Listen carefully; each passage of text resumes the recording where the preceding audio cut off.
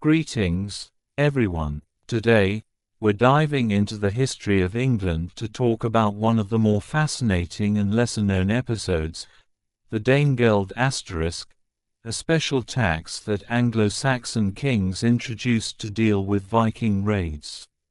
Let's set the scene. It's the end of the 10th century. England at that time was far from the unified kingdom we know today. It was a land fragmented by internal conflicts, with central authority still in its infancy, and external threats posed a serious danger. One of the biggest threats came from the Vikings. Since the late 8th century, these Norse warriors had been launching frequent and devastating raids along the English coasts. For them, England was a land of riches.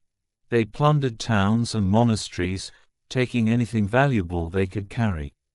Faced with this ongoing threat, English kings like Ethelred I, also known as Ethelred the Unready, had to make a choice: either fight the Vikings or find another way to stop their destructive raids. Unfortunately, at that time, the English lacked a strong enough military to reliably defend their land. This led to the idea of the Danegeld asterisk, a special tax levied on the population to pay the Vikings in exchange for peace. The first major instance of the Danegeld occurred in 991 after the Battle of Maldon, when Ethelred I agreed to pay the Vikings a huge sum of 10,000 Roman pounds of silver. This was an astronomical amount for the time. The idea was that by paying off the Vikings, England could buy itself some temporary peace. However, as is often the case with ransom payments, once you pay once, you're seen as a target for further demands. What's interesting is that the Danegeld soon became a regular tax. Even though the initial payments bought temporary truces, the Viking threat didn't go away. Paying tribute became a common practice.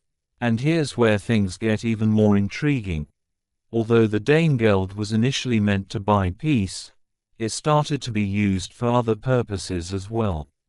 For instance, it funded the creation of armies, the building of fortifications, and improving the kingdom's defenses. So, in a way, the money collected from the English people wasn't just going into the hands of their enemies, it was also being used to strengthen the country itself. However, this created a paradox.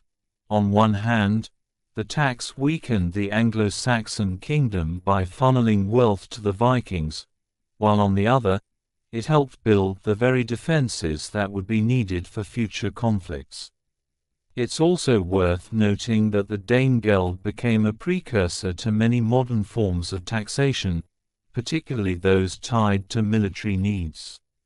Ultimately, this tax was necessary to protect the population, and although it may have seemed unjust at the time, it contributed to the strengthening of royal authority and the nation's defenses. Although Viking raids continued in the years that followed, England gradually developed stronger strategies for protection.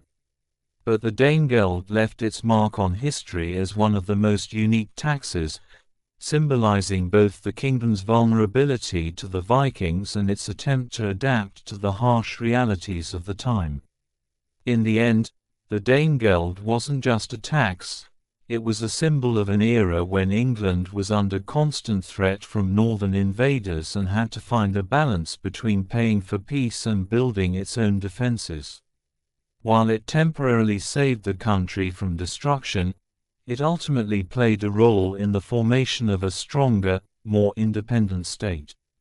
Thank you for watching. If you enjoyed this video and want to learn more about lesser-known historical facts, make sure to subscribe to our channel, hit the like button, and share your thoughts in the comments below.